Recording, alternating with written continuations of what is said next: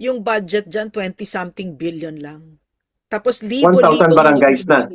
1,300 plus barangays na yon at Aha. 20 million each. Yun ang ibig sabihin nun. Kasi ang nakakatakot dito, yung dating pagnanakaw na naririnig natin, millions. Tapos biglang naging billions.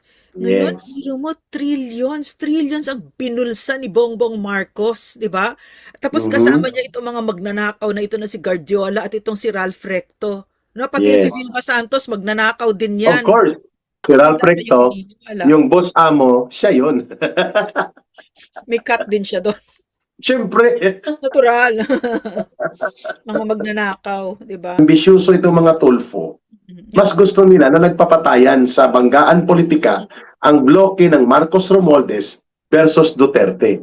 Kasi sila ang mangingibabaw dyan pag nag-survive. Nakikita yan ng CPP, NPA, NDF that they can have an alternative candidate sa mga tulfo. Yes, that is true. Kasi nga, nung panahon ng malakas ang alliance ng Duterte at mga Marcos, doon tumaya ang CPP, NPA, NDF kay Leni Robredo. Kaya may mga programs and may mga pagkilos si Leni Robredo noong 2022 elections na ang sa likod, CPP, NPA, NDF. Yes, Ma'am Lorraine. Pero Eric, ano, yung CPP, no, 'di ba tumaya sila kay Lenny, pero tumataya Mm, din siya ng pasimple kahit kay Marcos, 'di ba? Kung makakapasok, 'di ba? Kung makakapasok sila, patago. Oo, patago. Oo. So that lahat lahat meron silang kung kumbaga sa sungka, lahat sinusungkaan nila, 'di ba? So that correct. pag lahat gagamitin nila, no? Oo, like sinasabi mo, Ma'am Lorraine, 2016, tumaya sila kay Digong, tumaya sila kay Yeah, Grace Po, yeah, tumaya din sila kay Binay. Tatlo. yeah. You're correct Tapos about that. tapos na no,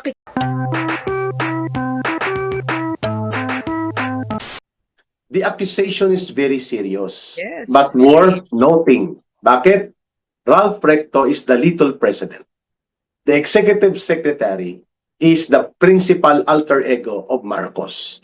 Siya po ay may access sa lahat ng agencies of government and he can have the imprimatur of the president in all his actions unless revoked by Marcos.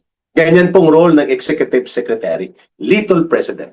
Garjola is notoriously identified by Saldico, by Toby Chanco, and many mga diskaya na si Garjola ang pasimuno. Hindi lang siya, pati si Don Gonzales at si Saldico nung nandito pa sa Pilipinas ay mga pasimuno ng pagbebenta ng project.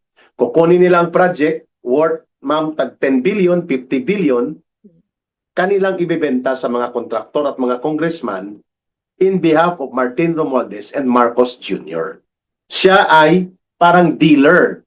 Kunwari kontraktor din siya, pero siya din ay dealer, kaya kontraktor. Ano po, ma'am, ang bigat nitong sinabi ni Congressman Libeste na ang kampanya ni Vilma Santos at ng anak niya na si Lucky Manzano ay pinunduhan ng mahigit 1 bilyon ni Garjola. Ngayon sa posisyon ni Ralph Recto na nagpapatuloy na hindi napaparusahan at hindi napapanagot si Garjola at mukhang atat na atat pa rin siya na gawin ang kanya mga ginagawa hinggil sa katiwalian sa gobyerno dahil nandun na ang cover ng executive secretary. Kaya ito binulgar ni Leandro Libeste sapagkat ito ay nakakaapekto sa buong sistema ng mga infrastructure projects at malawakang sistematikong korupsyon at pandarambong involving now the role of Ralph Recto and Garjola and the syndicate. Buhay palang sindikato kahit wala si Saldico. Go ahead, Ma'am Lorraine. Yeah, it's so astounding to me, no, na yung napaka-basic na yung separation of the executive and the legislature, wala eh. Wala talaga. Mula yung kay Marcos na pumayag siya na yung kanyang first cousin ay speaker, no? Diyan ang galing maraming pagnanakaw, no? Kasi nagkakaroon sila ng kontsabahan, nagko-collude sila. So na ngayon, itong si Guardiola na napaka-corrupt, he got 22 billion in projects for according to 2025.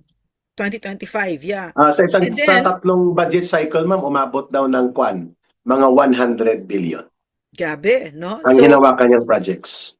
I just googled now yung daughter niya, yung wedding, they flew 170 guests to Tuscany.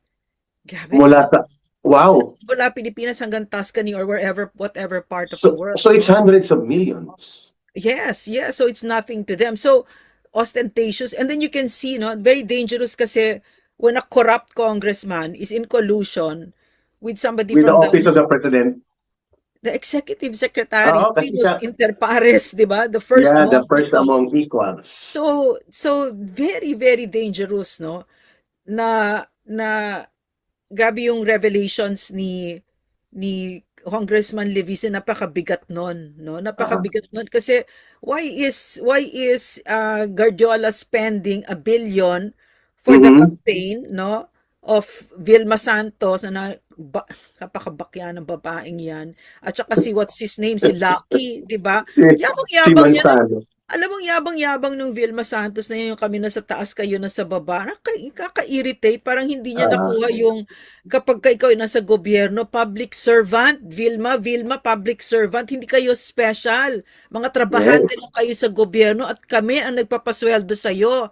Apart from the Mhm. fact na ang bakya mo, di ba? Yung ang yabang-yabang mo na nagagaganyan ka. Alam mo, totoo, no? Parang never mind. Nakakainis lang talaga na they have this attitude, they have this belief, 'di ba, na they are untouchable and that they are Yeah. above us when it's the total opposite, 'di ba? So At anyway, to go back pero to gustuhan mo yung punto mo. yeah, Ano ang makukuha ni Garjola to spend exactly. billions Yeah, oh. para kay Anong Ralph ROI Recto? niya? Oo, eh He's anong a ROI niya? businessman. He's a businessman. What is he expecting, 'di ba?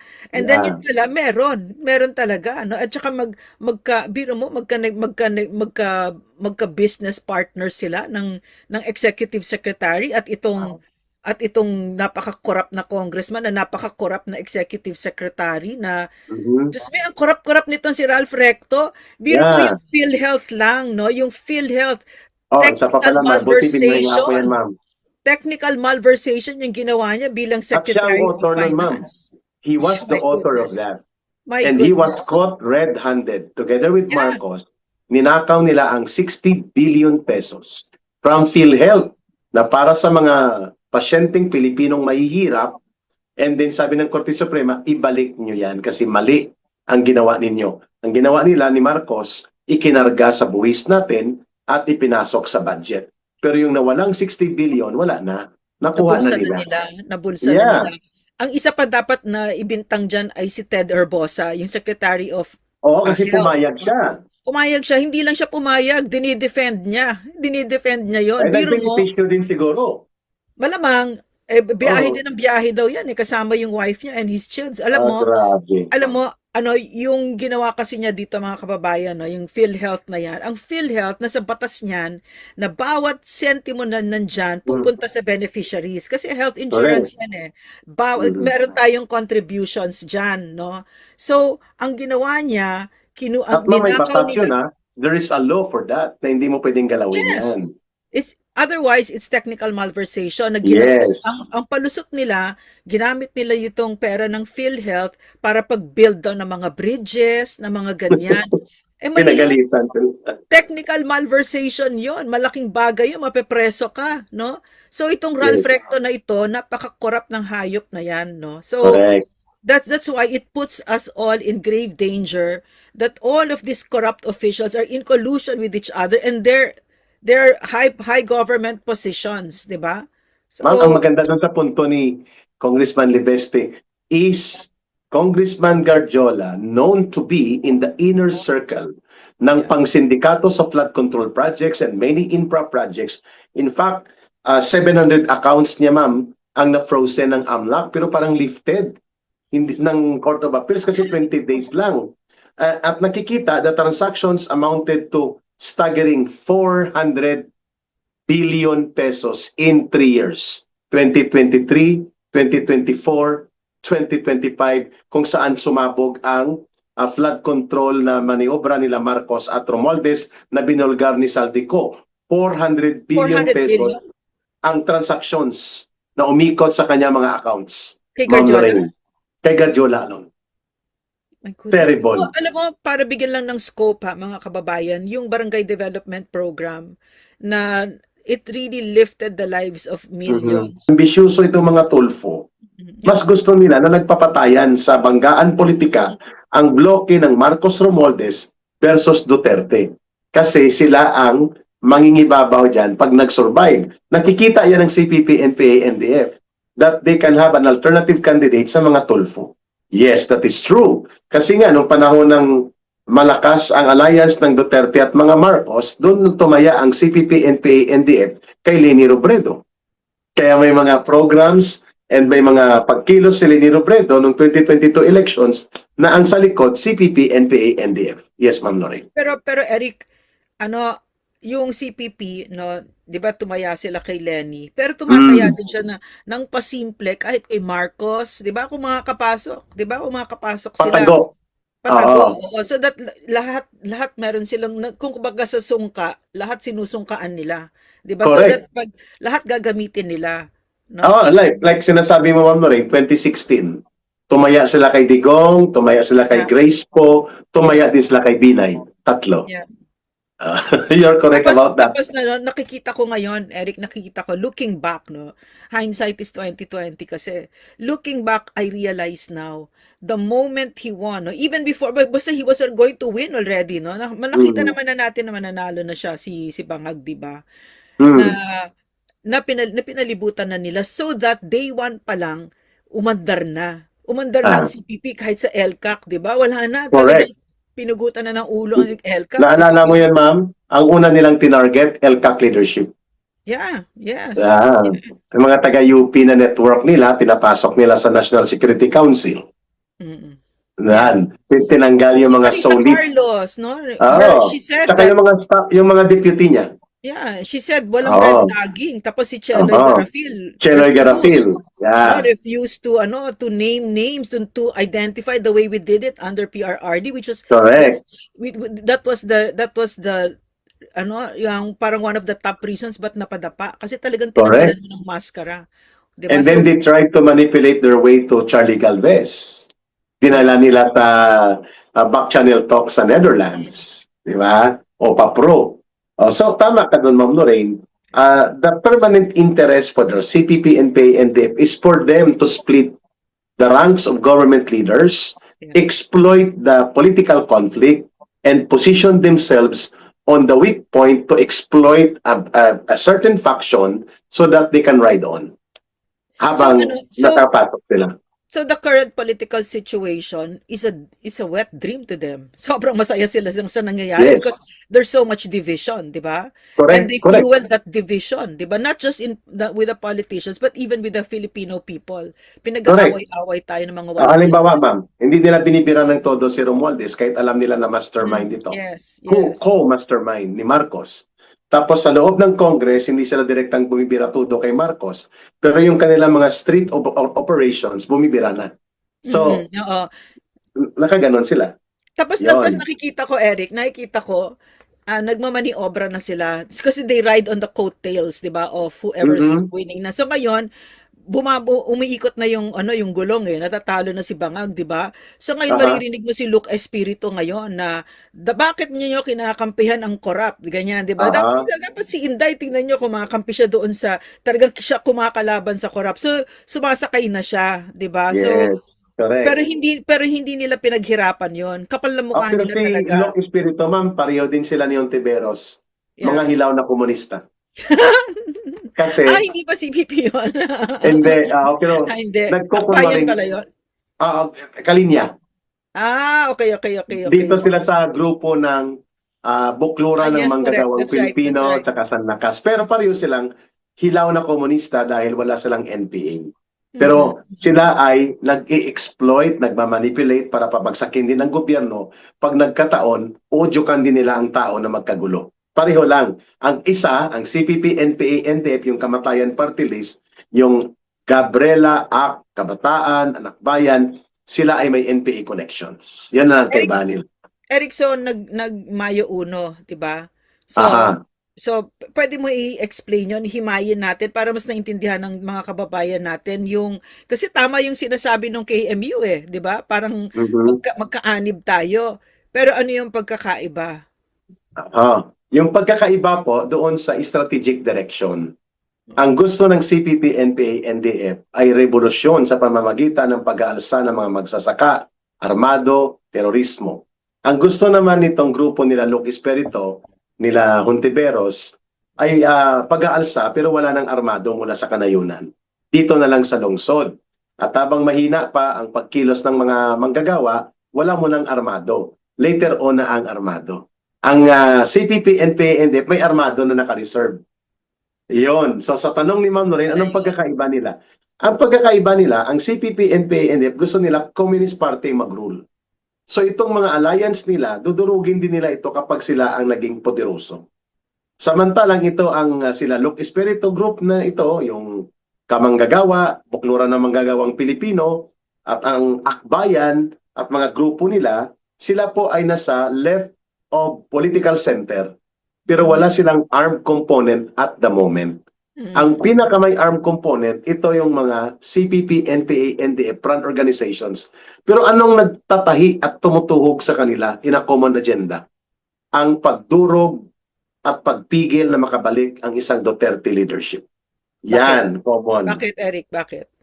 Kasi kapag nakabalik po ang Duterte leadership, lalo na sa ilalim ng isang Sara Duterte, itong mga salot na komunista at hilaw na mga komunista, hindi po ito makakaporma at mawawala sila at ang mga niluloko nila na tao at ginagamit nila sa kanilang political operation, dudurugin ito ng isang Duterte leadership at magiging matatag ang gobyerno.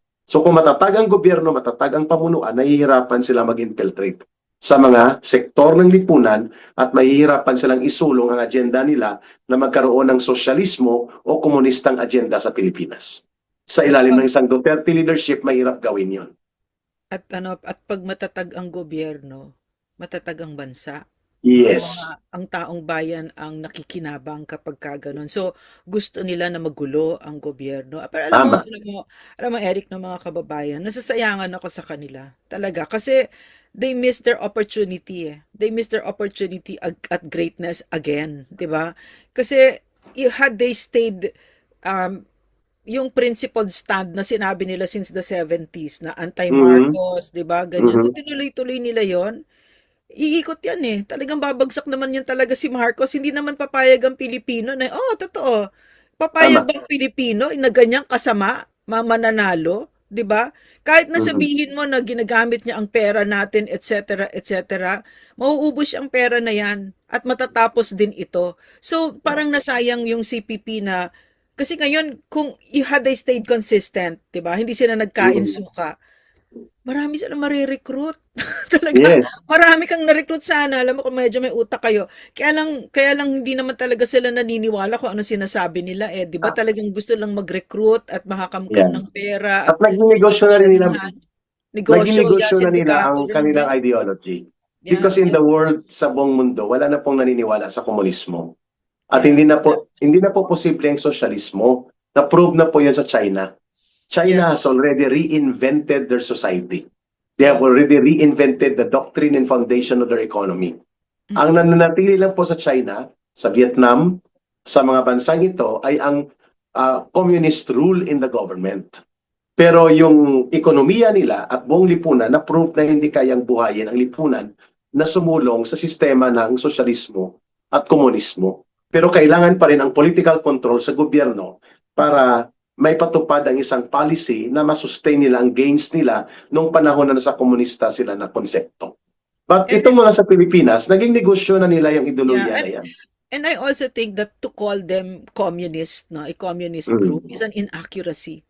They're a criminal syndicate. Sindikato itong mga ito. Parang ang marami sa kanila, maskara na lang nila yung communist na yan. Parang binobola nyo na lang sarili ninyo. Hindi kayo communist, terrorist kayo. 'Di ba? Yes. Yun. Correct. Tsaka mga sindikato kayo, 'di ba? Yes, I agree to that. Kaya namin nabuksan ito ni Ma'am Lorraine kasi po wala na pong nagdi-discuss nito masyado. Sa mainstream media hindi ito napag-uusapan, hindi ito natatalakay. Ang aming punto ni Ma'am Lorraine dito kasi maraming kabataan ang naloloko pa rin. Bagamat hindi libo-libo, pero ma'am, your line is very appropriate.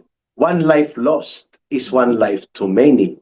One youth recruited is one youth too many to ignore. Ibig sabihin po, kung patuloy pa rin ang recruitment, dahil hindi nadudurog itong narrative nila, ang nasisira dito, hindi lamang ang ating lipunan, kundi ang kinabukasan ng buong bayan natin. Yeah, correct. I Ma'am, agree. Yeah. Mayroong pag-usapan kami ni Ma'am Noreen, no? Babalikan pa namin Yeah. ito kasi gusto ko rin makita ni Ma'am Noreen yung privilege speech na yon na ginawa ni Raffy Tulfo, and I hope na it's not too late for Raffy Tulfo to amend the perspective of his intervention sa nangyari po na 19 CPP, NPA, NDF armed terrorist operatives ang namatay sa isang lehitimong armed and military operation sa Negros, Ma'am Noreen. Now, Okay. we can talk about the other privilege speech, no? Ma'am, mayroong Congressman Lian. kahapon nakita natin Yeah. yung kabastusan at ang kaabusuhan sa Kongreso, sa House of Representatives, nang pinatayan ng microphone, tinanggalan ng maze, at sinaraduhan na sa plenary session hall si Congressman Leandro Libeste. Dahil ayaw nilang pakinggan ang kanyang isisiwalat na nagkakaroon ng role ang Executive Secretary ni Marcos, na si Ralph Recto, hindi lamang po sa pagpaparusa sa taong bayan sa kanyang mga VAT, mga buwis na pinapatong niya na hindi naman napupunta sa taong bayan pero ang binubuwisan niya, taong bayan. Kaya tinawag siyang VAT man, value added tax, at iba pang mga kabulastugan sa buwis. Maliban dyan ang kanyang involvement sa isang kontraktor na na-identify as inner circle ng sindikato sa flood control at malakihang mga proyekto. We're referring to Congressman Gargiola na gustong ibulgat si Bunyag. CWS Yes. party list. Yes, correct. CWS party What does list. CWS mean? Construction Workers Solidarity. What? Kita mo kung gaano kagago, ma'am, no? Ipangalan niya sa mga construction workers. Oh my goodness. Wow. Grabe. At saka alam mo ba yan si Guardiola, yung anak niya, kinasal sa Europe, sa Vatican ba? Or something like Oo, that. parang doon nga sa... They oo, flew the guests there. Wow. Grabe. Terrible. At People's mama, money. in-identify ito sa kanya, the transactions on many flood control, maliban kay Dong Gonzales at kay Saldico, in-identify siya ng major broker ng mga projects. Mm. Kasama si Speaker Martin Romualdez at sila Ralph Recto pala, na inilagay pa ni Bongbong Marcos ngayon na Executive Secretary. Grabe. Ma'am, panoorin natin ang natuloy kanina na ang naudlot kahapon at ngayon ay pinagbigyan pero sa pilitan at mayroong pang brasuhan na privilege speech ni Congressman Leandro Libeste. Yung budget dyan, 20-something billion lang. Tapos 1,000 barangays na. 1,300 plus barangays na yan at 20 million each. Yan ang ibig sabihin nun. Kasi ang nakakatakot dito, yung dating pagnanakaw na naririnig natin, millions. Tapos biglang naging billions. Ngayon, Yes. trillions ang binulsa ni Bongbong Marcos, di ba? Tapos kasama niya itong mga magnanakaw na ito na si Guardiola at itong si Ralph Recto. No, pati Yes. si Vilma Santos, magnanakaw din yan. Of course. Diyos ko, Mario. So kaya ang punto namin ni Ma'am Lorraine dito. At saka teka muna, Erica, sasabihin ko lang kay Vilma, Vilma, wala ka sa taas, nasa baba ka, pasweldo ka ng bayan, ayusin mo yung utak mo, alam kong bakya yung utak mo, queen of bakya ka, no? Pero ayusin mo yung utak mo, public servant ka, hindi ka special, trabahante ka lang namin, okay? So, kayo ang nasa baba, ang Pilipino ang nasa taas, sumunod kayo sa amin, uutusan namin kayo, Ralph Recto, sumunod kayo. Okay? Correct. So, ako nakikita ko dito, I agree kay Ma'am Lorena, hindi ito personal na atake ni Congressman Libeste laban kay Ralph Recto o kay Gargiola. This is a continuing crusade. Kasi anong sabi niya, nakita niya sa Gargiola ni Congressman Libeste, Ma'am Lorraine, mga kababayan, sa Cabral Files, highlighted ang pangalan ni Edwin Gargiola. And remember, yung Ilonggo na barkada ni Jam Baronda na kumalat yung social media card mo kay Jam Baronda ngayon sa buong Iloilo.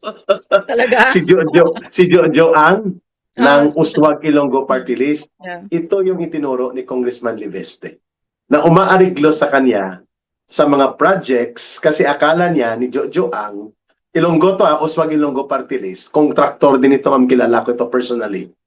Grupo to ni Gargiola. Grupo to ni Congressman Momo. Grupo to ni Saldico.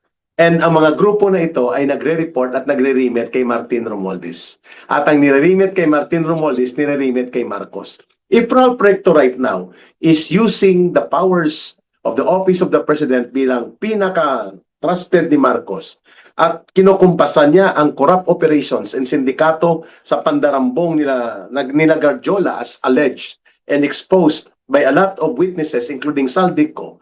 Therefore, ang pananagutan ngayon sa ganitong uri ng collusion will now go back to Marcos. Yeah. Tinotolerate mo ito?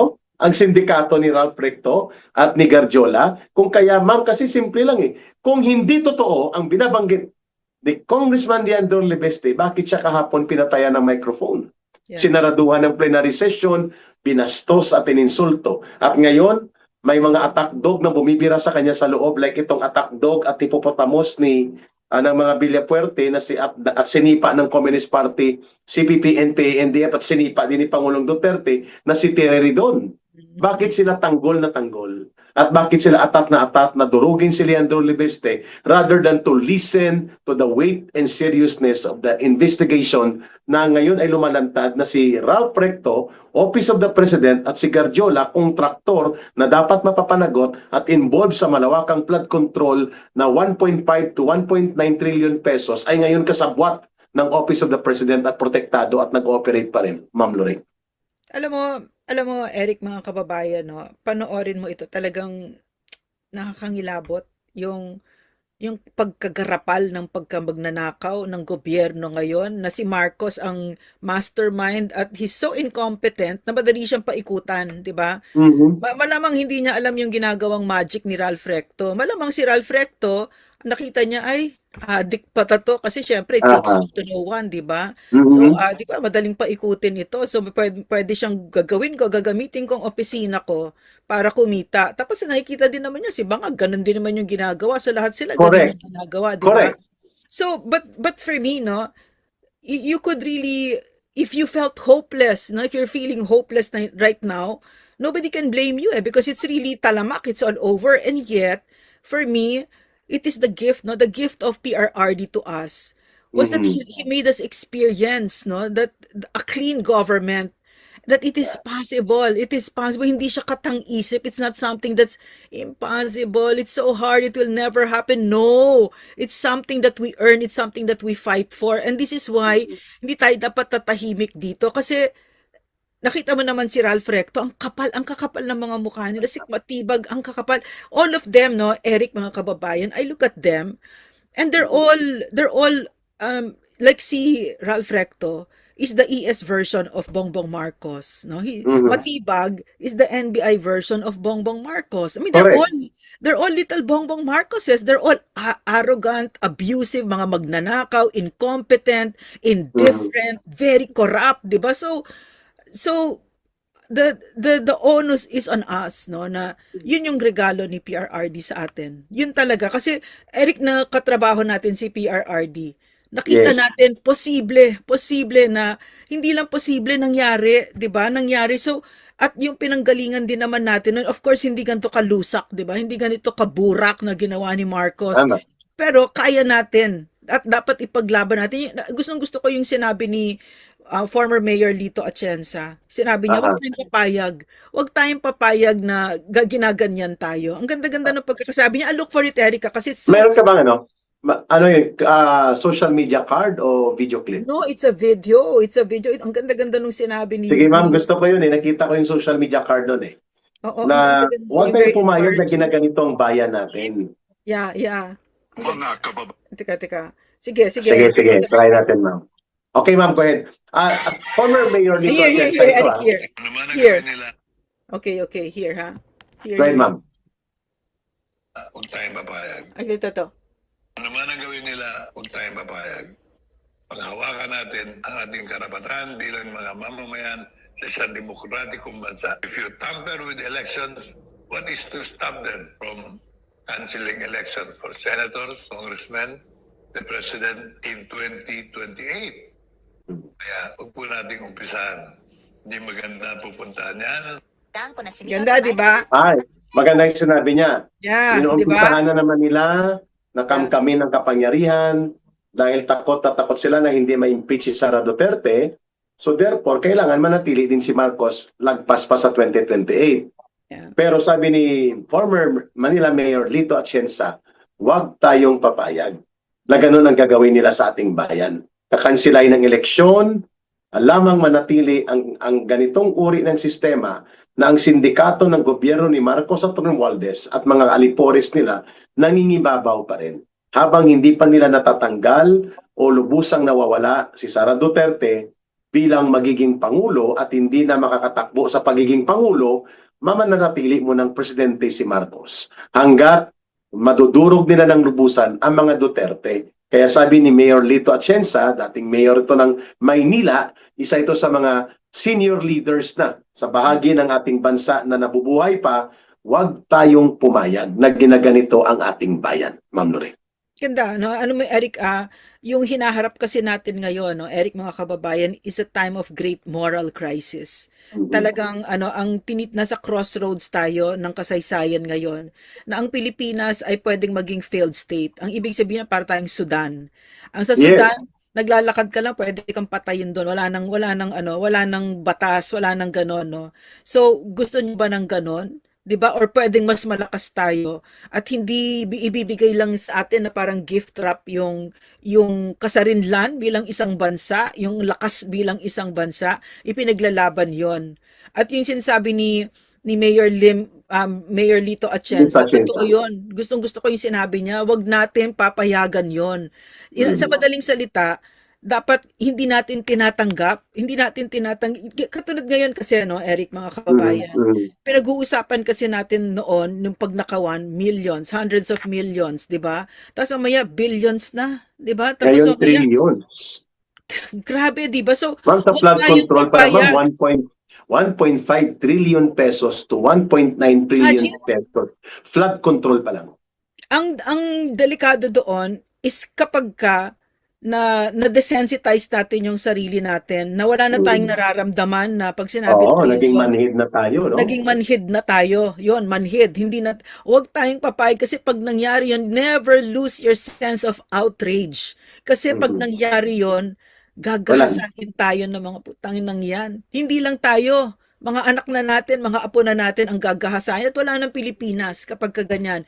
The country that we're going to get is the country we deserve. Ganun lang yon. Yes, Ganun lang agree. yun kasimple, no?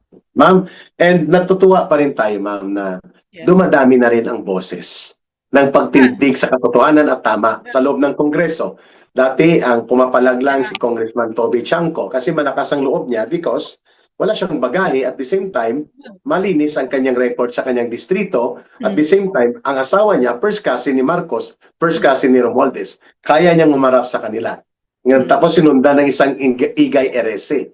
And then there is Congressman Miao Barsaga. And now there is Leandro Leveste. At ngayon, pilit silang pinapatahimik. Pilit silang dinudurog. And now you have Lito Atienza. Nang magsimula itong pag-criticize natin, Ma'am Lorraine, it was only PRRD, nagsasalita, nagsimula siya. Sinusuportahan po natin, ma'am, nila Pastor Kibuloy noon, bago pa siya ikulong ni Marcos, tayo. Pero lahat ay hindi kumikibo. Maliban po, doon sa nakikita na natin, ang patutunguhan nito, anong sabi ni former President Duterte, kung ganito ang ipinapakita ngayon ni Marcos Jr., malamang lulubog na ang buong bansa. Iyan ang nangyayari ngayon. Hindi po siya nagkamali. Ngayon, yung binulgar ni Congressman Leandro Leveste, may isa pa siyang video na binubulgar niya na ang MOOE na binulgar ni Pangulong Duterte, 20 million to 24 million bawat congressman or more every year. Walang liquidation, certification na nagamit lang. Buwan-buwan, 2 milyon, ang iba tag 3 milyon. Coming from the office of the speaker, pinamumudmud lang, mga kababayan. Si Congressman Leveste pumalag. Sabi niya, for the last year, na nandyan ako, hindi ako nakakuha ng 2 million, pero mayroon akong alam na may ibinibigay na 2 million, hindi ko lang kinukuha doon. Sa Committee on Accounts yata yan, Ma'am Lorraine, na dati ay hawak ng asawa ni Martin Romualdez. Ma'am Lorraine. Eric, maikli lang siya. Pwede nating panoodin. Sige, go ahead po. Team, pwedeng papakausap yung kay... Maganda yun, ma'am, ano? Na binulgar maganda yun, ni Congressman maiksi lang Leveste. Sige, sige. Ano talaga, no? Ang gagarapal na talaga nila. Hanapin ko, ha? Baka natutulog sige. Pero ma'am, maganda yung privilege speech siya, kahit pa na binabraso at binabastos siya. si Congressman Libeste, naibulgar niya na itong si Ralph Recto ngayon ang pinakabaton. Ah, Hawak mo ang beat sa sindikato ni Marcos ngayon. Yan po ang beat ni Recto. At si Garjola ay hindi lang nag-iisa. Maraming contractors na ngayon ay mukhang boss amo nila si Recto. Kung sa boss madaling amo Recto nila si Recto, ma'am, direkta yan kay Marcos. sa Ito madaling naman, ito salita, na. sandali lang. Sa madaling salita, Eric, ang sinasabi mo, wag nating palalampasin ito. Mabigat yung sinabi ni Lian Leviste na itong si Ralph Recto, yung ganyan, meron silang kontsaba. Mabigat na mabigat. No? Ang Wag tawag nating yan, ma'am, sa underworld, boss amo. boss Boss amo siya ng mga sindikato na kongresista, kagaya ni Garjola. Therefore, ang kalakaran ng sindikato ng pangungulimbat at pangungurakot at pandarambong dumadaan sa Office of the President through Ralph Recto. Yun po ang implikasyon ng Grabe, privilege speech na ito. grabe Eric, alam mo, ano, dahil nasa Office of the President ako kay PRR, di katrabaho ko si ES Bingbong Medialdea. Medialdea. Diyos me, walang ganyan. Siyempre, may mga chismis na corruption. Wala kang makita talaga. Talagang katrabaho ko siya na ang hinahabol talaga namin yung projects ni PRRD kasi PRRD gusto niya. So parang nagugulat ako na yung pag-mutate ng mga mandato nila, wala na talaga. Puro nakawan na lang talaga yung ginagawa nitong Marcos team. Grabe. Ayan. Ma'am, Ayun, nandiyan na ayun. yata, ma'am, ang Oo, video yeah. na in-expose niya itong waldas kaliwat kanan tag 2 million minimum kada buwan sa mga alipores sa loob ng Kongreso na in-expose ni Congressman Libeste. Go ahead po. Okay. Pagkakamali, sir, meron 2 million pesos cash na pwedeng i-pick up ng mga congressman ngayong linggong ito. At baka yung iba, mas mataas, baka yung iba, for whatever reason, hindi binibigyan. Hindi ko po alam kasi hindi ko po kinukuha yung akin. Pero mabuti po na malaman ng publiko, may ganitong klaseng mga bonus na nagkataon ay halos kasabay ng approval ng budget. Nung Oktubre din, dagdagan ko po, may 1.5 million pesos na ibinigay sa araw ng pagboto para sa budget. At buwan-buwan, meron pong mahigit kumulang 1 million pesos per member. Ang lumalabas po, ang isang representante ay may 20 million pesos of MOOE at sweldo kada taon. Times 318, ito po ay mahigit 6 billion pesos. Ang MOOE budget ay itinaas ng 7.8 billion pesos. Kaya in some ways po, maaari nating sabihin na ang itinaas ng Kongreso para sa sarili ay napupunta balik sa mga nag-decide na itaas ang sariling budget. Kaya hindi Yun. Magandang punto yun, Ma'am Lorena.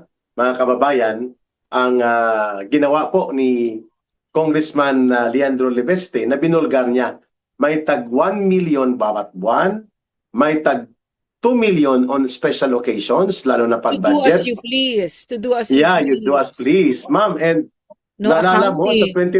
2025 budget, Ma'am Lorraine, in-expose si Saldico, ipinasok ni Martin Romualdez ang additional 17 billion pesos additional budget sa Congress. At siya lang ang makakapag-decide paano gamitin yon.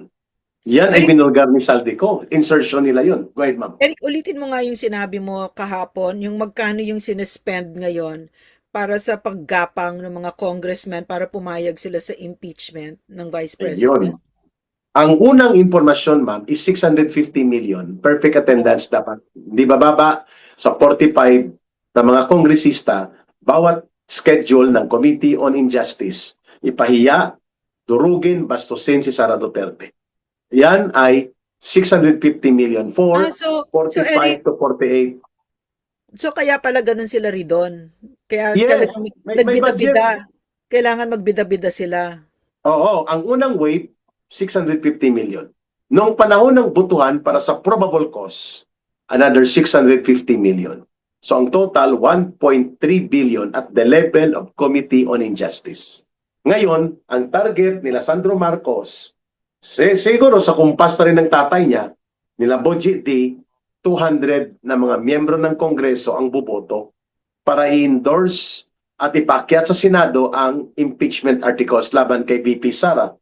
Ang budget ay 10 billion. That's 50 million per congressman, one vote. Wow. Pera natin yon. May 11 ang target, meaning this weekend, titirahin na nila yan. So sa madaling salita, no, yung maganda talaga dito kasi natatanggalan ng maskara kung sino man ang pumirma diyan. Magkaisa tayong lahat kasi magnanakaw yan. Pininakaw nila ang pera natin. Yes. Kahit na kongresista yan ng Samar, katulad ni Shin Gonzales, ni Nonoy Libanan, no? Nonoy Libanan. Yung mga yan, yung mga baboy na yan. Yung mga yan, mga garapal talaga yung mga, alam mo, may yate na siya, si Nonoy Libanan. Wow. Sa akin, no? Pag nakita natin kung sino yung mga nakapirma na yan, magkakaisa tayo bilang isang bansa, kahit na sa Samar yan or sa Leyte, hindi ako taga Samar, magtulungan tayong lahat na hindi na mabalik yung mga yan. Hindi na natin sila bobotohin. At alam mo, Eric, no, yung sinabi ko sa iyo, yung Iglesia ni Cristo, na lagot sila sa Iglesia ni Cristo. Mamarkahan sila. Up to the fourth degree of consanguinity. No, tapos kasama yung ibig sabihin ay yung mga anak, yung apo, yung ganyan, tuloy-tuloy na yan hanggang hindi na kayo susuportahan ng iglesia ni Cristo. Milyon-milyon na boto din 'yon, 'di ba? So, sumpa ang ginagawa kasi ninyo, 'di ba? Oo. At so dapat magkakaisa. Sumpain din sila ng taong bayan. Yeah. So, yeah. Dapat. Kasi binabanggit ni Ma'am Lorraine, yeah. that the only way na makakapaghiganti po ang taong bayan sa lantarang garapalang pagnanakaw, pangbabastos at pangbabalahura nila sa ating gobyerno at sa ating bayan laban sa mga mamamayan, the only immediate action that we can do na hindi marahas at hindi madugo is sila po ay isumpa at itakwil sa balota at huwag hayaan na manatili sa poder. At saka ngayon pa lang ulit-ulitin natin talagang sa social media, mura-murahin ninyo yung mga magnanakaw. Yes. Name them and shame them. Hindi pwedeng ninakawan na kayo, nakataas pa yung mga noon nila. Hindi pwede. Kailangan batuhin natin sila ng putik para malagay sila sa tamang lugar. At alam nyo, yung pag-sign na yan, no, ng impeachment na yan, ibig sabihin talaga pinapatahimik nila tayo. Ang boses ng bayan ay gusto natin si Inday, ang vice president natin. Hindi natin gusto na matanggal siya. Historic ang vote, ang mandato na binigay kay Inday, historic. 32 million, never before na nagkaroon ng ganyang boto. No, tapos ngayon, papatahimikin mo, papapalitan mo, tatanggalin mo siya. Yan ang pagbabalahura nitong mga ito. So dapat, liliksyonan natin sila. No, niliksyonan natin itong mga abusadong mga magnanakaw na ito, na kung sino at saan nanggagaling ang kapangyarihan nila sa taong bayan. At kailangan tanggalin na yung mga yan. No? At dapat sipain na si Ralph Recto at ang mga Recto at sila Vilma Santos sa Batangas. At ito si Garjola, i-check natin kasi ang kay Martin Romualdez na freeze order na inilabas ng Court of Appeals, 20 days lang ang effectivity, subject to appeal. Itong kay Garjola, malamang 20 days din, subject to appeal. Yeah. Ngayon, wala na tayong update kasi hindi na nag-update si Boying Rimulya, natahimik bigla. Mukhang tinawagan na ni Bongbong, tama na yan Boying. Ayos na kami ni Insan. Okay na kami. Nagmekos-mekos na kami. No, wala nang nag-iimbestiga kay Garjola. Wala nang nag-iimbestiga kay Ralph Recto. Wala nang nag-iimbestiga na kay Martin Tampaluslos. At mukhang naituktok na lahat kay Sara Duterte at sa mga Duterte muli. Mukhang nag-reset at nagkaroon ng realignment of operation. Group effort. At si Boying Rimulya, obvious na tahimik. Sabi niya, first week of May. Hindi na nagpas sa first week of May. Si Escudero at si Romualdez ay ipapakulong natin yan. Lalo na kapag inakyat na namin ang kaso na plunder. Nasaan na?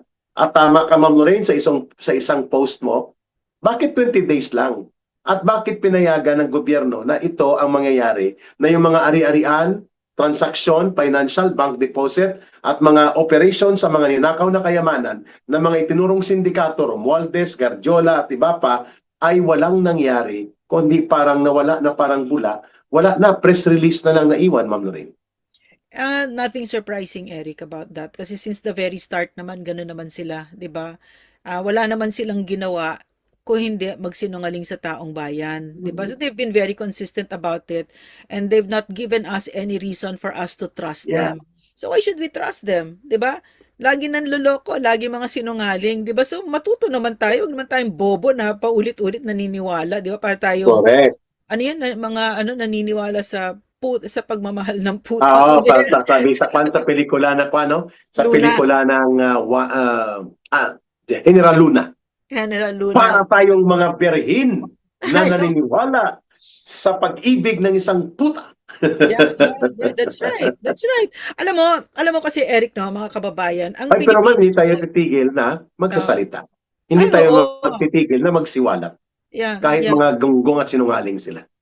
Oo, at saka tingin ko itong oportunidad na binibigay sa atin bilang isang bansa. Kasi ang Mm. Pilipino para tayong mga baby eh, no? Hindi tayo masyadong inosente na tuloy nagagamit sa atin yon. Nagagamit na, ito mo si Bongbong Marcos, sobrang sinungaling, di ba?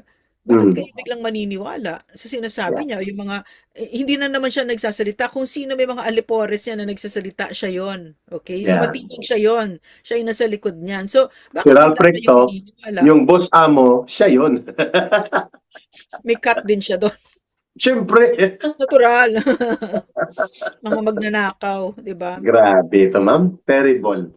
Ma'am, wala na tayong oras. Sana pag-usapan din natin itong pag-urumentado ni Melvin Matibag na lumabas ang mga video niya. Pinalaya Yeah. siya sa Senate hearing, sinipa siya. Bastos Tinatanggal sa talaga. Senator Gatchalian, yung video ng pagbabanta niya, yung kasama niya yung mga tao na namumudmud sila ng pera na pinagtatawanan yung waiter. Galit na galit siya. At ngayon may sinasabi, ma'am, ang social media, punong-puno. May quarry operation siya na Yeah. walang permit daw. Nagtatanong ang mamamayan at hindi declared sa kanyang statement of assets, liabilities, and net worth. At ano pa ito, ma'am, ang balita, mga kababayan? Road right of way binili nila para yung construction equipment magrenta sa kanila sa proyekto mismo ng kanyang asawa sa Laguna. My goodness. Tapos Yeah. NBI director siya. My goodness. No? So, Wow, ma'am. Ma'am, yun. pag-usapan natin yan, pati yung Rapi Tulfo privilege speech of an impending attack against the integrity and security function of the armed forces of the Philippines, among others. At ang Leandro Lebeste series of expose.